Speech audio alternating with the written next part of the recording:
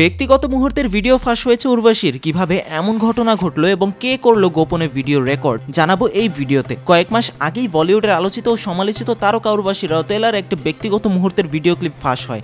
23 সেকেন্ডের এই ভিডিও নিয়ে তখন বেশ আলোচনা সমালোচনার জন্ম নেয়। অনেকের ধারণা ছিল উর্বশী রাউতেলার অনুমতি ছাড়াই সেই ভিডিও ধারণ করা হয়েছে। কয়েক মাসের ব্যবধানে জানা গেল আসলে তা হয়নি। এই ভিডিও ধারণের ক্ষেত্রে উর্বশী রাউতেলার সম্মতিই ছিল। ফাঁস হওয়া সেই ভিডিও নিয়ে এবার প্রতিক্রিয়া জানালেন উর্বশী। হিন্দুস্তান টাইমসকে তিনি বলেন, নির্মাতারা আমার কাছে এসে কান্নাকাটি করে বলেছিলেন আমাদের সিনেমা নিয়ে কোনো ধরনের হাইপ নেই, আলোচনাও নেই, এই সিনেমার জন্য জমি বিক্রি করতে হয়েছে। তারা এমনটাও বলেছিলেন সিনেমাটি নিয়ে যদি কোনো আলোচনা তৈরি করা না যায় তাহলে ঋণ পরিশোধের বিপরীতে রাস্তায় দাঁড়াতে হবে তাদেরকে। কথা প্রসঙ্গে উর্বশী রাউতেলা বলেন, আমার ম্যানেজারের সঙ্গে নির্মাতারা এসে আলোচনা করেন এবং অনুমতি নেন আমাদের।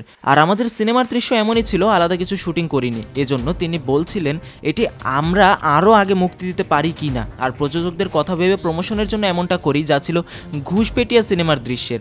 এদিকে নতুন বছরের শুরুতে উর্বশী রাউতেলাকে নিয়ে বিতর্ক তৈরি হয়। ডাকু মহারাজ ছবির একটি গানের দৃশ্য উপস্থাপন নিয়ে এই আলোচনা। উর্বশী রাউতেলা কিছু করবেন আর বিতর্ক হবে না, তা কি হয়? ডাকু মহারাজ ছবির দাবিডি দিবিডি নামের একটা গানে উর্বশীর নাচের ভঙ্গিকে আপত্তিকর আখ্যা দিয়ে প্রবল সমালোচনা চলে অন্তর্জালে।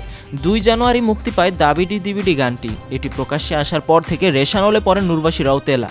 2013 সালে সানি দেওলের সিংস অব দ্য গ্রেট সিনেমার হাত ধরেই বলিউডে পথ চলা শুরু হয়েছিল তার। তবে তার ক্যারিয়ারের হিট ছবি সেভাবে নেই বললেই চলে।